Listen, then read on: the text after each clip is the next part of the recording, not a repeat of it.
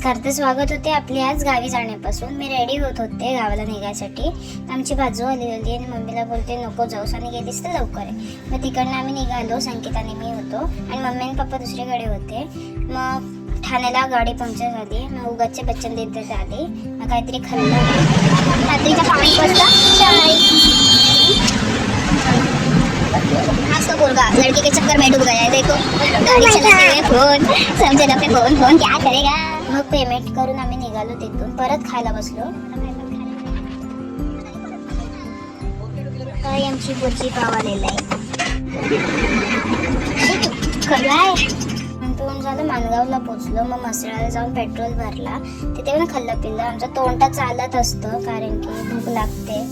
Jetty नव्हती आली तर टाइमपास करत होते मी. तर ते काकांकडे बघायला गेले तर ते गरवत होते आणि ते माझे पप्पा बसले होते फोन घेऊन असेच टाइमपाससाठी.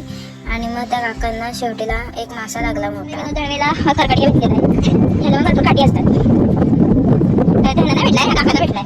मग त्या काकांनी दाखवला त्यांना केवढा मोठा मासा लावलेला.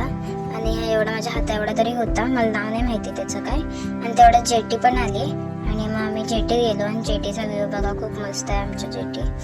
आणि बघता बघता समजलं की हाताला काहीतरी होत आहे. तर बघितलं तर ॲलर्जी आली होती हाताला.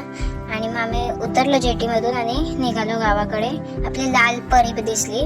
मग वेळाच बीचला आलो.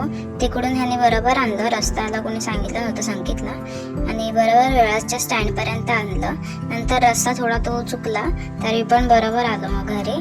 आता आम्ही आमच्या घरी पोहोचू 1 मिनिटातच. आमचं पुढे समोरच घर आहे. माझ्या पप्पांचं घर आहे आणि हे माझ्या मम्मीचं घर आहे.